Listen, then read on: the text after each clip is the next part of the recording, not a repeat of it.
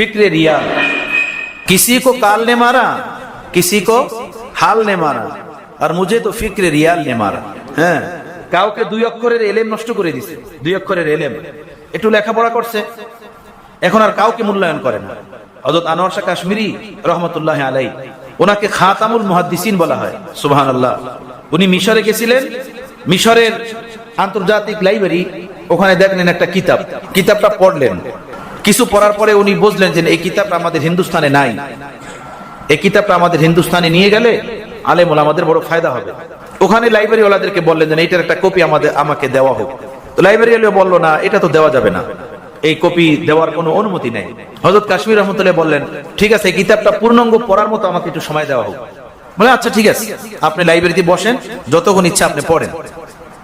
হযরত কাশ্মীর রহমতুল্লাহ সেই বিশাল বড় মোটা কিতাব শুরু থেকে নিয়ে শেষ পর্যন্ত পড়ছেন। পড়ার পরে উনি হিন্দুস্তানে এসে ওই কিতাবটা শুরু থেকে শেষ পর্যন্ত লেখছেন।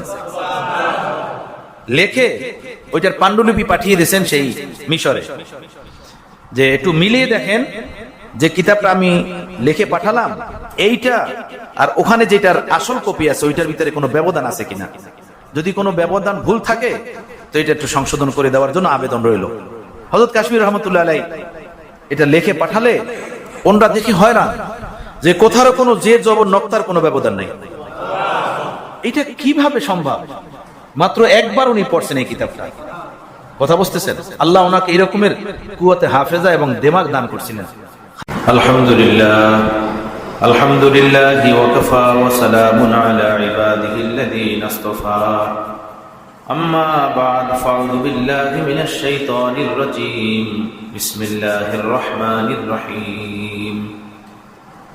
يا أيها الذين آمنوا اتقوا الله وكونوا مع الصادقين. وقال تبارك وتعالى واتبع سبيل من أناب إلي. وقال رسول الله صلى الله تعالى عليه وسلم المرء على دين خليله فلينظر أحدكم من يخالل. صدق الله العظيم وصدق رسوله النبي الكريم ونحن على ذلك من الشاهدين والشاكرين. দুনিয়াতে আল্লাহ পাক একটা নিজাম বানিয়েছেন। নিজামটা হলো এই, সৃষ্টিজীবের ভিতরে যত মাখলুক আল্লাহ তাআলা বানিয়েছেন, সব মাখলুক তার সম্পর্কের ধরন অনুযায়ী, তার মহব্বত অনুযায়ী তাদের সাথে ওঠা বসা করে, চলাফেরা করে। জীব জন্তু হোক, পশু পাখি হোক, জংলাঝাড়ের অন্য কোনো প্রাণী হোক, প্রতিটা জীব জন্তু, প্রতিটা প্রাণীকুল তার সম্পর্কের ধরনের সাথে সে চলাফেরা করে, ওঠা বসা করে। ভালো মানুষ ভালো মানুষের সাথে চলে, নামাজি মানুষ নামাজি মানুষের সাথে চলে, আলেম ওলামা আলেম ওলামাদের সাথে চলে, বড় মানুষ বড়দের সাথে চলে, ছোট বাচ্চারা ছোটদের সাথে চলে, যুবক যারা তাদের মতো যুবক বন্ধুদের সাথে চলে। জংলাঝাড়ে যত পশু পাখি প্রাণী আছে, পাখি তারা তাদের পাখির ঝাঁক, পাখির দল তার সাথে চলে। আর হিংস্র প্রাণী যেগুলো আছে, বাঘ বাঘের সাথে চলে, সাপ সাপের সাথে চলে। পুরো সৃষ্টিগুলোর ভিতরে আল্লাহ পাক এই সুন্দর একটা নিজাম রাখছেন। মানুষ মানুষের সাথে চলে, মানুষের ভিতরে ভালো মন্দের ব্যবধান আছে। ভালো মানুষ যারা তারা ভালো মানুষের সাথে চলে, মন্দ মানুষরা মন্দ মানুষের সাথে চলে। দুনিয়াতে আমরা এগুলো দেখতে পাই। ছেলে পেলে একদম ভালো থাকে, হঠাৎই রাস্তা হারায় যায়, বাবা মা পেরেশান, আত্মীয় স্বজন পেরেশান, যে বেপথ হয়ে গেল কেমনে। তো বলে যে এই যে গলত বন্ধুদের সাথে ওঠা বসা করে, দুষ্ট বন্ধুদের তালে পড়ছে, দুষ্ট বন্ধু মহলে তালে পড়ে এও দুষ্ট হয়ে যেতেছে। রাসূল পাক সাল্লাল্লাহু আলাইহি ওয়াসাল্লামের হাদিস আমাদের সকলের জন্য হেদায়েতের বাণী। প্রতিটা হাদিস জমিনের সকল ধনভাণ্ডার থেকে মূল্যবান। এক একটা হাদিস আমার আপনার জীবনের জন্য মহা মূল্যবান রত্নভাণ্ডার। রাসূল পাক সাল্লাল্লাহু আলাইহি ওয়াসাল্লাম বলেন, আল মারউ আলা দীনি খালিলি। মানুষ তার বন্ধুর পথে চলে, যার সাথে যার বন্ধুত্ব সে তার সাথে ওঠা বসা করে। বন্ধুত্ব মানে হলো ভালোবাসা, মহব্বত। মন্দ মানুষ মন্দ মানুষের সাথে চলে, ভালো মানুষ ভালো মানুষের সাথে চলে। রাসূল পাক সাল্লাল্লাহু আলাইহি ওয়াসাল্লাম বলেন, ফালিয়ানজুর আহাদুকুম মাই ইউখালিল। তোমাদের মধ্যে প্রত্যেকে যেন দেখে যে তার বন্ধু কে, কাকে সে বন্ধু বানাবে। যদি তোমার বন্ধু জমানার কোনো হাফিজ হুজুর হয়, তাহলে সে হাফিজ হুজুরওয়ালা দোয়া জিকির কান্নাকাটি ইত্তেবায়ে দ্বীন ইত্তেবায়ে শরীয়তওয়ালা জিন্দেগি তোমার নসিব হবে। বন্ধু বন্ধুর পথে চলে, বন্ধু বন্ধুর সাথে চলে। আর তোমার যদি বন্ধু হয় বিপদগামী কোনো মানুষ, তাহলে ওই বিপদগামী মানুষের জীবনে যে বিপদ আছে, অর্থাৎ খোদার নাফরমানি, আল্লাহ রসুলের তরিকার বিরোধী জীবনধারা, সেগুলো তোমার ভিতরে আসবে। অতএব ফালিয়ানজুর আহাদুকুম, তোমাদের মধ্যে সকল কাকে সে বন্ধু বানিয়ে দুনিয়াতে চলে। ইন্নাল মুহিব্বা লিমা ইউহিব্বু ইউতাউ, বন্ধু বন্ধুর অনুসরণ করে আর সে মাশূককে ফলো করে। দুনিয়াতে মানুষ রাজনীতি করে, তো দেখবেন রাজনীতিক নেতাদের মধ্যে যারা একদম শীর্ষ পর্যায়ের লিডার, তারা যে রকমের পোশাক পরে, স্যুট বুট পরে, তো নিচের নেতাগুলো ওই রকমের স্যুট বুট কোট ওগুলো পরে, নেতা পরে ওই রকমের। কথা বুঝতেছেন? নেতার মহব্বত আছে ভিতরে, তো নেতা যেরকমের চুল বানায় সে রকমের চুল বানায়। বর্তমানে মনে হয় কোনো খেলা চলতেছে দুনিয়াতে, না? আলহামদুলিল্লাহ, ছোট্টবেলা থেকেও না কোনো খেলা খেলতাম, না কোনো খেলা দেখতাম। স্মরণ নাই জীবনে যে কোনো খেলা খেলছি বা আলহামদুলিল্লাহ কোনোদিন মাদ্রাসার মাঠে বলে শর্ট দিই নেই, হাতে ব্যাট নেই, কেউ বলতে পারবে না। আর কে বলতে পারবে? আমি তো বলতে পারি না। আলহামদুলিল্লাহ, তখন থেকে এভাবে জীবনটা কাটছে আল্লাহ আমাদের খাস মেহেরবানিতে। তো দেখেন, এই যে এখন বিভিন্ন জায়গাতে যাই, রাস্তাঘাটে দেখি পতাকা, যুবক বাচ্চাদের হই হুল্লা ব্যাপকভাবে দেখা যায় রাস্তাঘাটে। ওই রকমের গেঞ্জি পরে, ওই রকমের চুল বানায়, প্যান্ট পরে, তার মহব্বত ওই বিজাতি খেলোয়াড়দের তার ভালো লাগে। অথচ তাকে দুই নয়নে কোনোদিন দেখে না, ছবি দেখছে হয়তো টিভিতে বা পেপার পত্রিকায়, জীবনে কোনোদিন দেখবে কিনা তাও জানা নাই। কিন্তু তার মতো সে জার্সি, প্যান্ট, মাথার চুল ওইরকম বানায় আসে, ভালো লাগে। তার চুল দেখলেও ভালো লাগে, তার জার্সিটাও ভালো লাগে, তার প্যান্টটাও ভালো লাগে। তো আল্লাহ নবী বলেন যে আল-মারউ আলা দীনি খালিল, মানুষ তার বন্ধুর পথে চলে। দুনিয়াতে যাকে ভালোবাসে তার পথে সে চলে, মানে তার নকল সে নিজের ভিতরে আনার চেষ্টা করে, তার মতো সে নিজেকে বানানোর ফিকির করে। পোশাকে আশাকে, সুরাতে সিরাতে, বেশে বসে সে যেন তার মতো লাগে, সেভাবে সে চেষ্টা করে, সেই মতো সে চলে। আল্লাহ নবী বলেন, হে আমার উম্মতরা, যারা তোমরা আমার উম্মত, আমি তোমাদেরকে বলি, তোমরা একটু খেয়াল করে দেখিও যে তোমার বন্ধুকে, তুমি কাকে বন্ধু বানিয়ে দুনিয়াতে জীবনযাপন করো, কার সাথে তোমার ভালোবাসা মহব্বত, কার পথে তুমি চলো। ফালিয়ানজুর আহাদুকুম মান ইউখালিল, তোমার বন্ধুকে তুমি এটা দেখে নিও। মহব্বত পয়দা হয়ে গেলে অনুসরণ আসান হয়ে যায়, সহজ হয়ে যায়। মহব্বত যতক্ষণ পর্যন্ত পয়দা না হয়, মাইরা পিটায়া মানুষকে অনুসরণ করেওয়ালা বানানো যায় না। ভিতরে মহব্বত পয়দা হইতে হবে। ভিতরে মহব্বত পয়দা হয়ে গেলে সব সহজ হয়ে যায়। সাহাবায়ে কেরাম রিজওয়ানুল্লাহি তাআলা আলাইহিম আজমাইনের অন্তরে প্রিয় নবীর মহব্বত এমন ভাবে গেঁথে গিয়েছিল যে দুনিয়ার কোনো লোভ লালসা, দুনিয়ার কোনো বস্তু রাসূল পাক সাল্লাল্লাহু তাআলা আলাইহি সাল্লামের মহব্বত থেকে তাদেরকে দূরে সরাইতে পারে না। হযরত আব্দুল্লাহ যুলবেজাদাইন রাদিয়াল্লাহু তাআলা আনহু এক সাহাবী, উনি ওনার বাবার একমাত্রই সন্তান। রাসূল পাক সাল্লাল্লাহু আলাইহি সাল্লামের কদমে এসে ঈমান আনলেন। ঈমান আনার পরে আল্লাহ নবী বললেন যে স্বাভাবিকভাবে চলো। তো কিছুদিন স্বাভাবিকভাবে চলছে, কিন্তু ঈমান তো তার রং দেখায়, সেজদা তো তার রং দেখায়, সেজদা রং নিয়ে আসে। কয়েকদিন যাওয়ার পরেই যখন খোদার কদমে সেজদা দেওয়া শুরু হলো, তো চোখ চাহনি, হরকত, সাকানাত সব পরিবর্তন হওয়া শুরু হলো। মা বাবা, ভাই বোন, চাচা, বংশের লোকেরা সকলে টের পেয়ে গেল যে আব্দুল্লাহ যুলবেজাদাইনের ভিতরে কোনো পরিবর্তন দেখতে পারতেছে। ও মনে হয় আমাদের নাই রে, ও মনে হয় অন্য কারো পথে চলে। বাবা মা চাচারা একবার ধরছেন, ধৈর্য বললেন, এই তোর যে হরকত অন্যরকম মনে হয়, তুই মনে হয় অন্য কোনো পথে চলিস। তো জওয়ান ছিল, যৌবন শক্তি ছিল, জজবা ছিল, বলে দিস, হ্যাঁ চলি। চলবো না?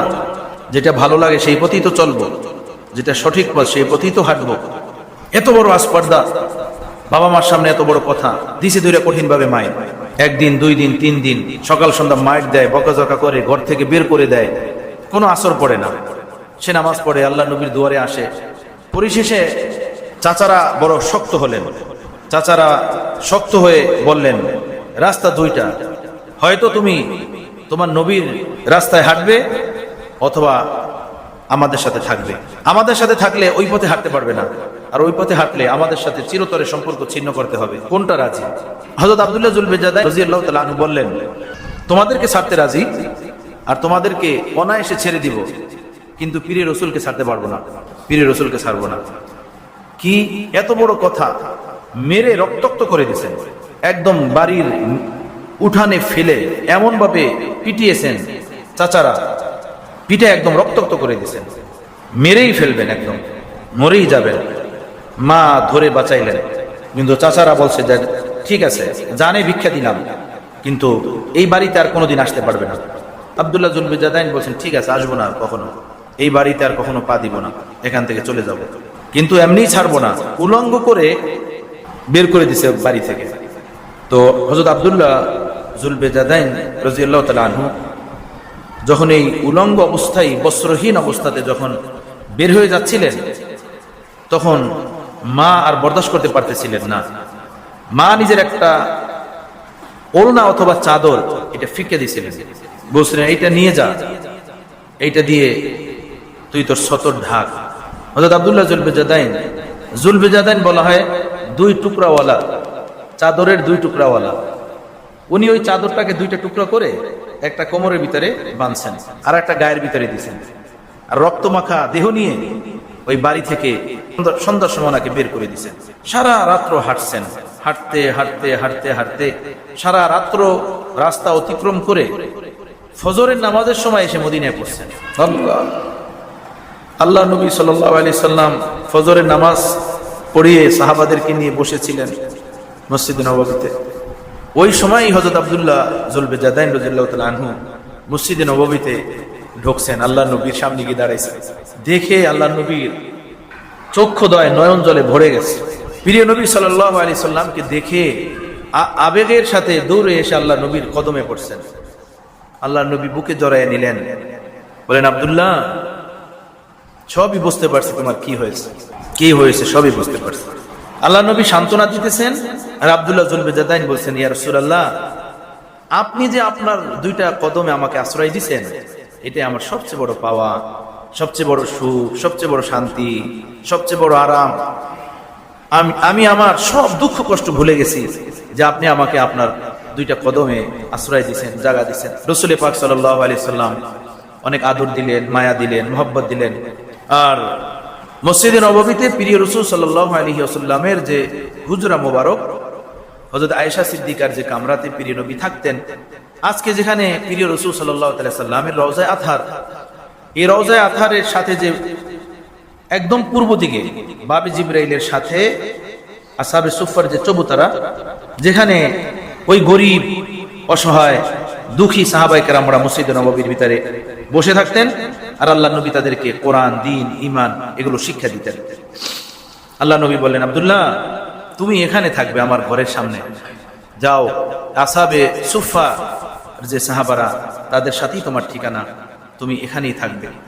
আল্লাহর জন্য কোরবানি দিয়েছিলেন অনেক বড়, সবকিছু ছেড়ে আসছেন, ইশকের আগুনে হৃদয়টা ছটফট করতো সবসময়। মসজিদে নববীতে আল্লাহ আল্লাহ বলে আসমানের দিকে তাকিয়ে ডাক দিতেন, চিখ মারতেন, আসমানের দিকে তাকিয়ে আল্লাহ আল্লাহ বলে চিখ দিতেন। একবার মসজিদে নববীর দরজাতে বসে ওই একটা চাদর পরা গায়ে, একটা চাদর পরা পরনে, আকাশের দিকে তাকিয়ে আল্লাহ আল্লাহ বলে চিৎকার মারতেছিলেন। আর হযরত ওমর রাদিয়াল্লাহু তাআলা আনহু এটা দেখছেন, দেখে এসে ধমক দিয়েছেন, এই তুমি এভাবে চিল্লাফাল্লা করো, শান্ত হও।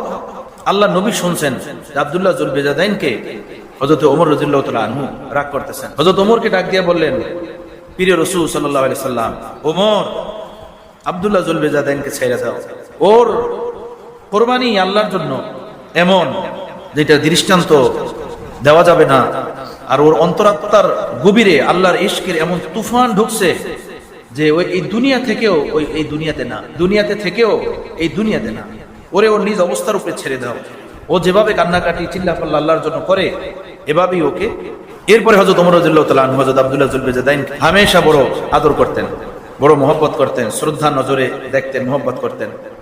ওই জমানাতে আল্লাহ নবী কোন এক যুদ্ধের জন্য বের হয়ে গেলেন, গজওয়ে বনু মুস্তালাক অথবা অন্য কোনো যুদ্ধের জন্য বের হলেন। আব্দুল্লাহ জুলবিজাদাইন বললেন, ইয়া রাসূলুল্লাহ, আমিও যাব আপনার সাথে।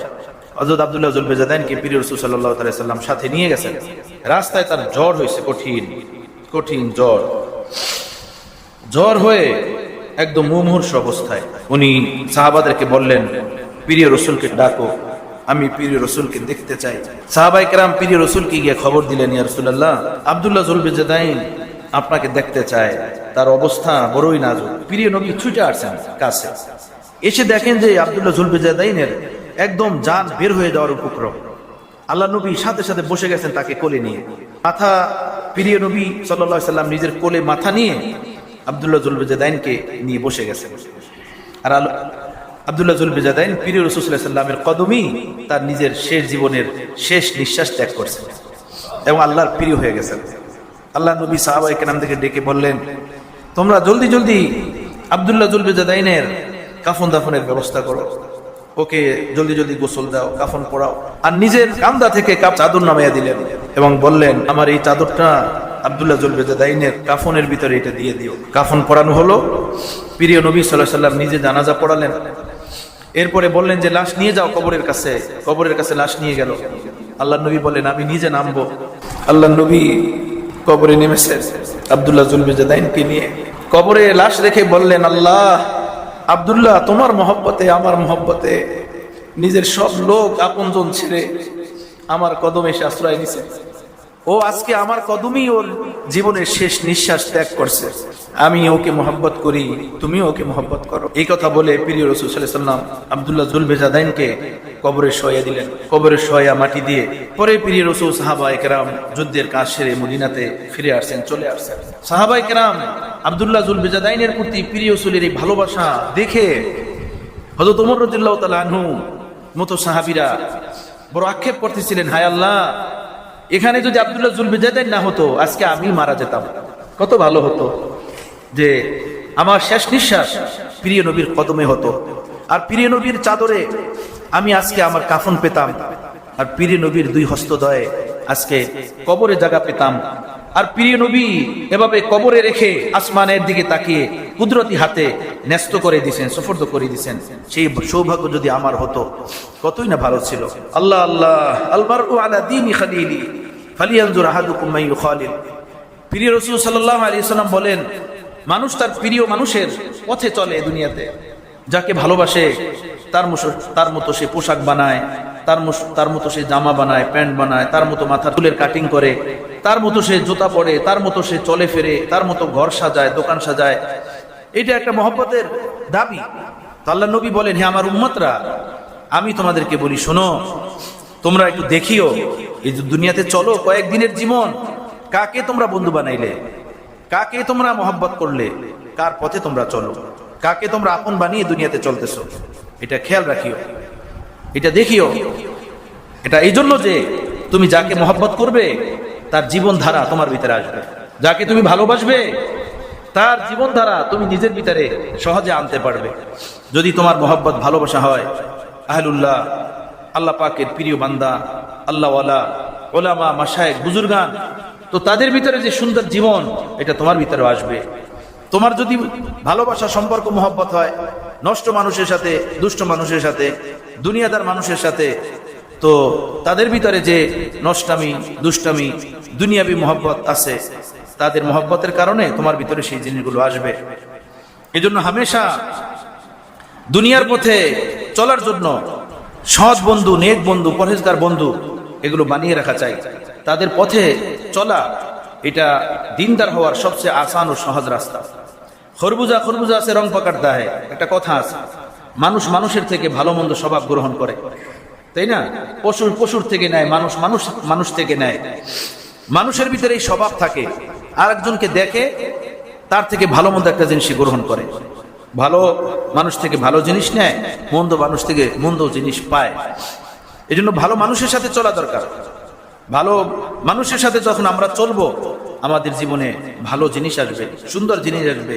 আল্লাহ ওয়ালাদের পথে চললে নিজের ভিতরে আল্লাহ পাকের মহব্বত আসবে, আল্লাহ পাকের রসুলের মহব্বত আসবে। রসুল পাক সাল্লাল্লাহু আলাইহি ওয়াসাল্লাম আল্লাহ পাকের কাছে দোয়া করছেন, আল্লাহুম্মা ইন্নী আসআলুকা হুব্বাক ওয়া হুব্বা মান ইউহিব্বুক ওয়াল আমাল আল্লাযী ইউবাল্লিগুনি হুব্বাক। হে আল্লাহ, আমি আপনার কাছে আপনার মহব্বত চাই, ভালোবাসা চাই, এবং ওই মানুষ যাদেরকে আপনি স্বয়ং আল্লাহ ভালোবাসেন, মহব্বত করেন, তাদের ভালোবাসা, মহব্বত আমি আপনার নিকটে চাই।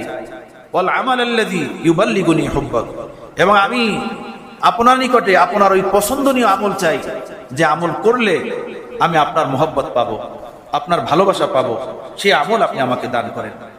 আমি আপনার মোহব্বত চাই এবং আপনার প্রিয় বান্দাদের মোহব্বত চাই, এবং ওই আমল চাই যে আমল আমাকে আপনার মোহব্বতের দুয়ারে পৌঁছে দিবে। সুবহানাল্লাহ বিহামদিহি। আমার প্যারে মুর্শিদ রহমতুল্লাহ আলাইহি বলতেন যে দেখেন, এখানে শুধু আল্লাহ নবী আল্লাহ পাকের মোহব্বতই চান নাই, আর শুধু নেক আমল, তাহাজ্জুদ, আওয়াবিন, ইশরাক, চাষ, কোরআনে পাকের তেলাওয়াত, জিক্র, আজকার, এই যে নেক কাজ, এগুলোই আল্লাহর কাছে চান নাই। বরং নেক কাজের তৌফিক চাওয়ার আগে আল্লাহ পাকের প্রিয় বান্দাদের মোহব্বত আল্লাহ নবী চেয়েছেন যে হে আল্লাহ, আমি আপনার মোহব্বত চাই, আর এই জমিনে যারা আপনার প্রিয় বান্দা, এই জমিনে যারা আপনার নেককার বান্দা, যাদেরকে আপনি ভালোবাসেন, আমি আপনার নিকটে তাদের মোহব্বতও চাই। সুবহানাল্লাহ। এরপরে 3 নম্বরে চাই হলো ওই নেক আমল, যে নেক আমল আমাকে আপনার নিকটে পৌঁছে দিবে। 3 নম্বরে আমি 1 নম্বরে আপনার মোহব্বত চাই, 2 নম্বরে আপনার প্রিয় বান্দাদের মোহব্বত চাই, যাদেরকে আপনি ভালোবাসেন, যাদেরকে আপনি মোহব্বত করেন। এই কথা কেন বললেন? আল্লাহর প্রিয় বান্দারা আল্লাহর প্রিয় হয়েছেন আল্লাহর প্রিয় বন্দিগির মাধ্যমে, ভালো চরিত্রের মাধ্যমে, ভালো গুণ নিজেদের ভিতরে থাকার মাধ্যমে। তো মোহব্বতের কারণে মানুষ তার পিছনে যায়। আপনি যাদেরকে ভালোবাসেন তাদের মোহব্বত যখন আমার অন্তরে থাকবে, তো আমার তাদের মোহব্বতের টানে আমি তাদের কাছে ছুটে যাব। আমি তাদের কাছে গেলে তাদের জীবন আমি দেখব, তাদের নামাজ রোজা, তাদের পোশাক পরিচ্ছদ, তাদের আখলাক চরিত্র, তাদের মজলিস, ওঠা বসা, খানা খাদ্য, আদান প্রদান, লেনদেন, জীবনের কাজগুলো আমি দেখব, তারা এই কাজগুলো কিভাবে করেন। যে বন্দিগির মাধ্যমে তারা আপনার প্রিয় হয়েছে, আমি তাদেরকে দেখে সেই প্রিয় বন্দিগিগুলো আমি আমার ভিতরে আনবো, আর সেভাবে আমিও আপনার প্রিয় হয়ে যাব, আপনার নৈকট্য প্রাপ্ত হয়ে যাব। এজন্য আমি আপনার কাছে আপনার মোহব্বত চাই এবং আপনার প্রিয় বান্দাদের মোহব্বত চাই, আপনার প্রিয় বান্দাদের ভালোবাসা আপনার কাছে চাই। হিন্দুস্তানে এক বুজুর্গ ছিলেন হযরত মাওলানা শাহ মোহাম্মদ ফজলুর রহমান গঞ্জ মুরাদাবাদী রহমতুল্লাহ আলাইহি। ফজলুর রহমান গঞ্জ মুরাদাবাদী বলা হয়, ফজলে রহমান গঞ্জ মুরাদাবাদীও বলা হয়। তো উনি বলতেন যে আমি যদি জানি যে নিশ্চিতভাবে আজকের এই রাতটা কদরের রাত, আমি যদি এটা জানি আজকের রাতটা কদরের রাত, তো আমি সারা রাত্র আল্লাহর কাছে যে দোয়া করব, সেই দোয়াটা হলো এই যে হে আল্লাহ, এই জমিনে আপনার কোন প্রিয় বান্দা যাকে আপনি ভালোবাসেন, এমন কোন আপনার প্রিয় বান্দার মোহব্বত, ভালোবাসা আপনি আমাকে আমার অন্তরে দান করেন। আমি সারা রাত্র আল্লাহ পাকের কাছে এই দোয়া করব। বুঝতেছেন কথা? বুঝেন। আমি যদি জানি নিশ্চিত ভাবে যে আজকের রাতটা কদরের রাত, তো আমি সারা রাত্র আল্লাহর কাছে এই দোয়া করব যে এই জমিনে আপনার যে প্রিয় বান্দা, সেই আপনার প্রিয় বান্দাদের মোহব্বত আপনি আমার অন্তরে দান করেন, আল্লাহ ওয়ালাদের মোহব্বত আমার অন্তরে দান করেন। আমি সারা রাত এই দোয়া করব। সুবহানাল্লাহ। হাকিমুল উম্মত মুজাদ্দিদ মিল্লাত হযরত মাওলানা শাহ আশরাফ আলী থানভী নওয়ারাল্লাহু মারকাদাহু বলেন যে বর্তমান বিশ্বে মুসলমান খুব নেক কাজ করে, আল্লাহ পাক অর্থ করি দান করছেন, ব্যাপকভাবে মুসলমান নেক কাজ করে, কিন্তু নেক কাজ কিভাবে করতে হবে সেটা জানে না, সেটা বোঝে না। নেক কাজকে হেফাজত করতে হবে কিভাবে সেটা জানে না, সেটা বোঝে না। এই নেক কাজ হেফাজত করার জন্য এবং নেক কাজ কিভাবে করতে হবে সেটা শেখার জন্য সবচেয়ে যে জিনিসটার বেশি দরকার, সেটা হলো আল্লাহর নেক প্রিয় বান্দাদের সোহবত, আল্লাহ পাকের নেককার প্রিয় বান্দাদের সোহবত, সান্নিধ্য, মাল ইত্তেবা, ইত্তেবার সাথে আল্লাহ ওয়ালাদের সোহবত। হযরত হাকিমুল উম্মত বলেন যে এই জমানাতে মানুষের মধ্যে এই জিনিসটা সবচেয়ে বেশি কমতি, সবচেয়ে বেশি কমতি। সব জিনিস জায়গায় আল্লাহ, চিল্লা একটা দিয়ে সবচেয়ে বড় আল্লাহ, 3 চিল্লা দিলে তো কোনো কথাই নেই, তাই না? 3 চিল্লা দিলে সে মুফতি হয়ে যায়, আর যদি সাল লাগায় তাহলে তো কথা নেই, সে আল্লামা হয়ে যায়, দ্বীনের ঠিকাদার হয়ে যায়। এই হলো অবস্থা। দাওরে হাদিস পর্যন্ত কয়েকটা কিতাব পড়ে জুমার মসজিদে একটু বয়ান করতে পারে, কানে হাত দিয়ে বুকে হাত দিয়ে একটু সাজায়া গুছায়া কিছু কথাবার্তা বলতে পারে, মনে করে আমি তো অনেক বড় দিন বুঝি, আমি তো অনেক কিছু বলতে পারি, আমি তো অনেক সুন্দর বয়ান করতে পারি, মানুষকে অনেক সুন্দর দিনের কথা শুনাইতে পারি, আমার আর কার কাছে যাওয়ার দরকার? আমার আর কি শিখা দরকার। এইভাবে মানুষ ধোকার মধ্যে পড়ে আছে। কিসি কো কাল নে মারা, কিসি কো হাল নে মারা। খাজা সাহেব রহমতুল্লাহ আলাইহি বলতেন, কিসি কো কাল নে মারা, কিসি কো হাল নে মারা, আর মুঝে তো ফিক্রে রিয়াল নে মারা, মুঝে তো ফিক্রে রিয়াল নে মারা। কাউকে দুই অক্ষরের এলেম ধ্বংস করে দিছে, আর কাউকে তাহাজ্জুদ আওবিন ইশরাক নফল নামাজের কিছু নেক আমল ধ্বংস করে দিছে, আর আমাকে দুনিয়ার মোহব্বত ধ্বংস করে দিছে। ফিক্রে রিয়াল, किसी को काल ने मारा, किसी को हाल ने मारा, আর মুঝে তো ফিক্রে রিয়াল নে মারা। হ্যাঁ, কাউকে দুই অক্ষরের এলেম নষ্ট করে দিছে, দুই অক্ষরের এলেম, একটু লেখাপড়া করছে, এখন আর কাউকে মূল্যায়ন করে না। হযরত আনোয়ার শাহ কাশ্মীরি রহমতুল্লাহ আলাইহি, ওনাকে খাতামুল মুহাদ্দিসিন বলা হয়। সুবহানাল্লাহ। উনি মিশরে গেছিলেন, মিশরের আন্তর্জাতিক লাইব্রেরি, ওখানে দেখলেন একটা কিতাব, কিতাবটা পড়লেন। কিছু পড়ার পরে উনি বুঝলেন যে এই কিতাবটা আমাদের হিন্দুস্তানে নাই, এই কিতাবটা আমাদের হিন্দুস্তানে নিয়ে গেলে আলেম ওলামাদের বড় ফায়দা হবে। ওখানে লাইব্রেরি ওয়ালাদেরকে বললেন যে এইটার একটা কপি আমাকে দেওয়া হোক। তো লাইব্রেরি ওয়ালা বলল, না, এটা তো দেওয়া যাবে না, এই কপি দেওয়ার কোনো অনুমতি নেই। হযরত কাশ্মীর রহমতুল্লাহ বললেন, ঠিক আছে, এই কিতাবটা পূর্ণাঙ্গ পড়ার মতো আমাকে একটু সময় দেওয়া হোক। বলে, আচ্ছা ঠিক আছে, আপনি লাইব্রেরিতে বসেন, যতক্ষণ ইচ্ছা আপনি পড়েন। হযরত কাশ্মীর রহমতুল্লাহ সেই বিশাল বড় মোটা কিতাব শুরু থেকে নিয়ে শেষ পর্যন্ত পড়ছেন। পড়ার পরে উনি হিন্দুস্তানে এসে ওই কিতাবটা শুরু থেকে শেষ পর্যন্ত লেখছেন, লেখে ওইটার পাণ্ডুলিপি পাঠিয়ে দিয়েছেন সেই মিশরে, যে একটু মিলিয়ে দেখেন যে কিতাবটা আমি লিখে পাঠালাম, এইটা আর ওখানে যেটার আসল কপি আছে ওইটার ভিতরে কোনো ব্যবধান আছে কিনা। যদি কোনো ব্যবধান ভুল থাকে তো এটা একটু সংশোধন করে দেওয়ার জন্য আবেদন রইল। হযরত কাশ্মীর রহমতুল্লাহ আলাইহি এটা লিখে পাঠালে ওনরা দেখি হয়রান যে কোথাও কোনো জের জবর নক্তার কোনো ব্যবধান নেই। এটা কিভাবে সম্ভব? মাত্র একবার উনি পড়ছেন এই কিতাবটা। কথা বুঝতেছেন? আল্লাহ ওনাকে এরকমের কুয়াতে হাফেজা এবং দেমাগ দান করছিলেন। খাতামুল মুহাদ্দিসিন বলা হয়। হযরত কাশ্মীরি রহমতুল্লাহের কাছে যারা হাদিস পড়তেন, হাজার হাজার ছাত্ররা হিন্দুস্তান, পাকিস্তান, বাংলাদেশ, বার্মা, নেপাল, ভুটান, আরব থেকে, সারা দুনিয়া থেকে হাজার হাজার তলেব ইলম এই হিন্দুস্তানে ওনার কাছে হাদিস পড়ার জন্য আসতেন। সারা বছর হাদিস পড়ার পরে বছর শেষে যখন তলেব ইলমদের যাওয়ার সময় হতো, তখন তলেব ইলমদেরকে বলতেন, এ আলেম ওলামাদেরকে বলতেন যে, হে ওলামায়ে কেরাম, সারা বছর এখানে আল্লাহর রাসূলের হাদিস পড়লেন, কলা কলা রাসূল পড়লেন, আপনাদেরকে পড়ানো হলো, আপনারা শিখলেন।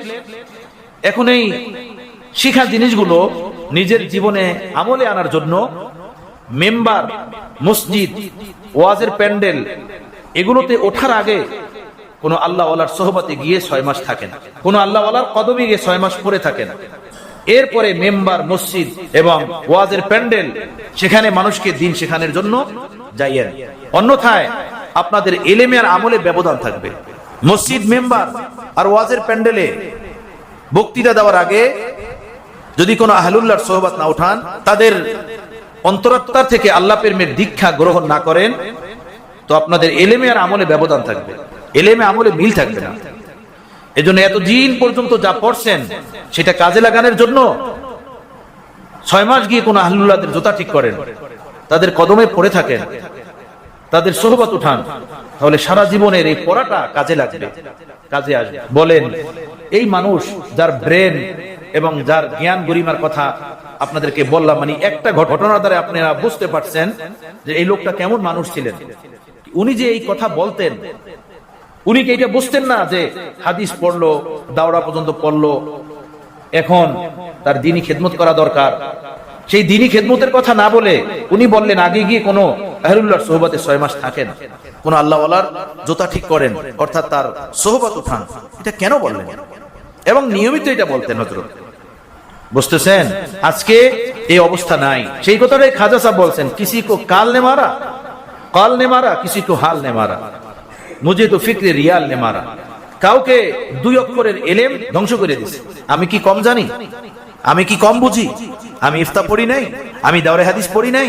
আমি কি হাফেজ হই নাই? আমি কি মাদ্রাসার দুয়ার দেখি নাই? আমি কি চিনি না? এরকম মানুষ বলতে থাকে, ব্যাপকভাবে বলতে থাকে।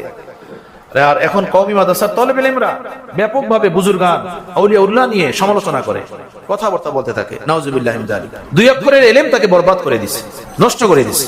কিসি কো হাল নে মারা, হাল মানি তাহাজ্জুদ পড়ে, আওয়াবিন পড়ে, গাশত করে, তাবলীগ করে, পাগড়ি বাঁধে, নিজেকে বুজুর্গ বুজুর্গ লাগে, এখন নিজেকে দরবেশ দরবেশ মনে হয়। আমি তো বহুত দিনের ফিকিরওয়ালা, বহুত দিনের জজওয়ালা, তাহাজ্জুদওয়ালা, তসবিহওয়ালা, জিকিরওয়ালা, খানকাওয়ালা, দরবেশ দরবেশ ভাব জাগে অন্তরে। কথা বুঝতেছেন? এই হাল তৈরি হয়েছে ভিতরে, এই হাল তাকে ধ্বংস করে দিচ্ছে। তাহাজ্জুদ, আওয়াবিন, তাবলীগি গাশ, এগুলো তাকে বরবাদ করে দিচ্ছে। খাজা সাহেব বলেন, মুঝে তো ফিক্রে রিয়াল নে মারা, আর আমাকে মাল কামানের ফিকিরে, মালের ফিকিরে আমারে ধ্বংস করে দিচ্ছে। অর্থাৎ কাউকে মালের ফিকিরে ধ্বংস করে দিচ্ছে, মালের ফিকির কাউকে ধ্বংস করে দিচ্ছে। কথার উদ্দেশ্য হলো এই, এক একজনকে এক একটা ফিকির বরবাদ করে দিচ্ছে, নষ্ট করে দিচ্ছে। আমার ভাই, নামাজ পড়তেছিলাম না, নামাজের মধ্যে হযরত হাফিজুর রহমাতুল্লাহর কথা মনে পড়ছে আমার, যে হযরত হাফিজুর রহমাতুল্লাহ আলাইহি সময় পাইলেই নাকি নামাজ পড়তেন, অনেক কাজ করতেন না, সময় পেতেন যে সময় আছে 2 রাকাত নামাজ পড়তেন। তো হুজুর একবার নামাজ পড়তেছিলেন, নামাজ শেষে এক আলেম হুজুরের কাছে গিয়ে বলেন, হুজুর আত্তাহিয়াতুতে যখন বসা হয়, সেই বসার সময় হাত কিভাবে থাকবে? হাত কি রানের উপরে থাকবে নাকি হাত হাঁটুর দিকে ঝুঁকানো থাকবে? তো হযরত হাফিজুর রহমাতুল্লাহ আলাইহি বললেন, হাত রানের উপরে থাকবে, হাঁটুর দিকে ঝুঁকানো থাকবে না। এভাবে আমাদের হাত থাকে না অনেক সময়, হাঁটুর দিকে ঝুঁকানো, এভাবে না, রানের উপরে এভাবে থাকবে। তো ওই আলেম বললেন, হুজুর আপনি যে নামাজ পড়েন না, আপনার হাত তো এভাবে হাঁটুর দিকে ঝুঁকানো থাকে এভাবে। আমি দেখলাম আপনি নামাজ পড়তেছিলেন, আপনার হাত এভাবে হাঁটুর দিকে ঝুঁকানো। তো হযরত হাফিজুর রহমাতুল্লাহ আলাইহি এই কথা শুনে উনি এইভাবে লাভ দিয়ে আসেন, হ্যাঁ কি বলো, এটা তো খিলাফে সুন্নাত, আমি এমনটা করছি? বললো হ্যাঁ, আমার একদমই খেয়াল নাই। আহা, জাযাকাল্লাহ, জাযাকাল্লাহ, তুমি আমাকে ভুলটা ধরাই দিছো, জাযাকাল্লাহ, সুবহানাল্লাহ। কথা বুঝতেছেন? আমি আমার হযরত থেকে এই কথাটা ডাইরেক্ট এইভাবেই শুনছি, যেভাবে আপনাদেরকে শোনালাম, এবং এইভাবেই দেখেছি, যেভাবে হযরত হাত উঠে এভাবে দেখিয়েছেন, আপনাদেরকে আমি সেইভাবেই দেখালাম।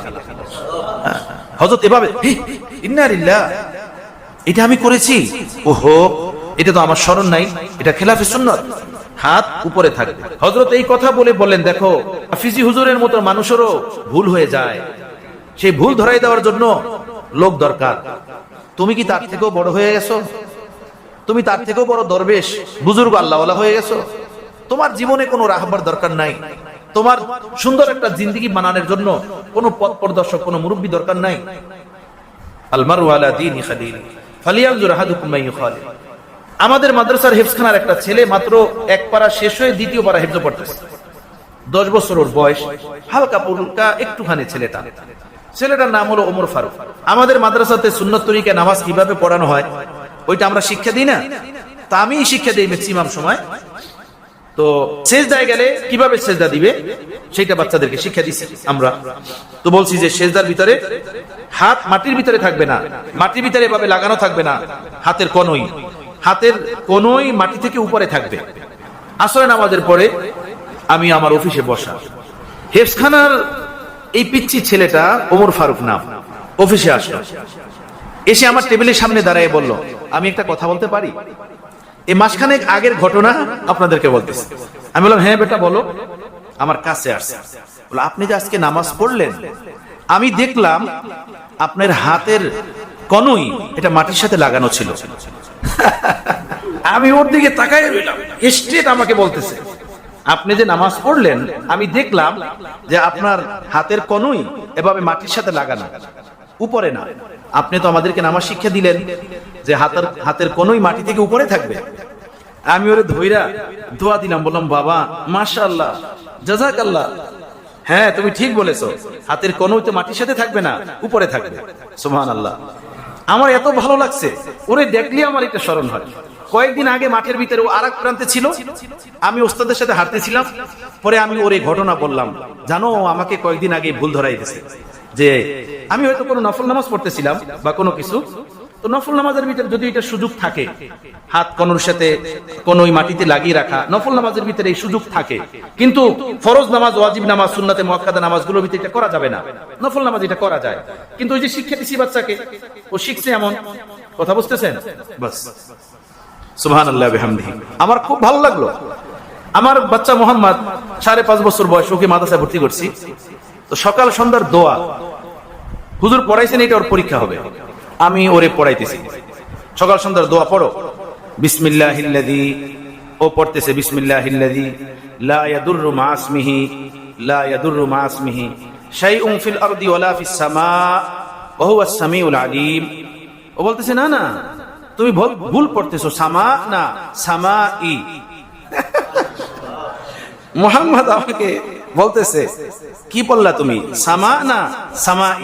আমি বললাম হ্যাঁ, সামাই ওয়া হুয়াস সামিউল আলিম। ওই যে ওস্তাদ পড়াইছেন সামাই, আমি তো ওয়াকফের সাথে পড়ছি না। হ্যাঁ, লা ইয়াদুররু মা ইসমিহি শাইউন ফিল আরদি ওয়ালা ফিস সামা ওয়া হুয়াস সামিউল আলিম। ও বলতেছে না সামা না সামাই ওয়া হুয়াস সামিউল আলিম। সুবহানাল্লাহ ওয়া বিহামদিহি। আমার ভাই, এভাবে এই বাচ্চারা, অবুঝ শিশুরা যেভাবে দ্বীনের পথে, শিক্ষার পথে, পোশাকের পথে, চলার পথে একজন মুরব্বীকে এইভাবে ফলো করে, যেভাবে শিক্ষা দেয় সেভাবেই ও নিজের জীবনে বিষয়গুলো ধারণ করে। আমার আপনার প্রতিটা মানুষের জীবনে এরকম একজন যোগ্য বিজ্ঞ রাহবার দরকার। ওই রাহবার যেভাবে বলবে, আমি সেভাবে বিষয়গুলোকে, দ্বীনকে, ঈমান, ইসলামকে আমি আমার জীবনে ধারণ করে নিব। তখন এই জিন্দিগি হয়, সুন্দর হয়। আর আমি যদি মনে করি আমার থেকে আর কে ভালো পারে, আমার থেকে আর কে সুন্দর পারে, আমার থেকে আর ভালো কে আছে, তো আমার জীবন বরবাদ হয়ে যাবে, শেষ হয়ে যাবে। আমি একটা সুন্দর জীবন পাবো না, সুন্দর একটা জীবন আসবে না। আল মারউ আলা দীনি খালিলি ফালিয়ানজুর আহাদুকুম মান ইউখালিল। প্রতিটা মানুষ তার বন্ধুর পথে চলে, অর্থাৎ দুনিয়াতে যাকে সে ভালোবাসে তার মতো সে নিজেকে বানানোর চেষ্টা করে, তার মতো পোশাক পরিচ্ছদ, আখলাক, চরিত্র, কথাবার্তা, চাল চলন, রং ঢং নিজের ভিতরে আনার সে ফিকির করে।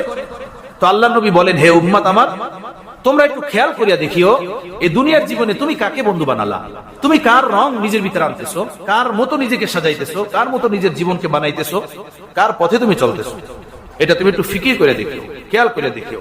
এই খেয়াল করার অর্থ হলো এই যে আমরা যেন গলত বন্ধুকে বন্ধু না বানাই, গলত মানুষকে নিজের বন্ধু রাহবার না বানাই, এবং গলত মানুষের পথে চলার মাধ্যমে আমরা আমাদের জীবনকে নষ্ট না করে দিই, বরবাদ না করে দিই।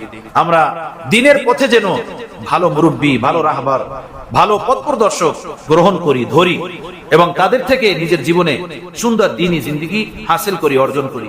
এটা হলো উদ্দেশ্য। আল্লাহ আমাদেরকে তৌফিক দান করেন, আল্লাহ কবুল করেন। ফিকির থাকতে হবে, জজবা থাকতে হবে, টার্গেট থাকতে হবে, তাহলে সহজ। ওয়া আখির দাওয়ানা আলহামদুলিল্লাহি রাব্বিল আলামিন।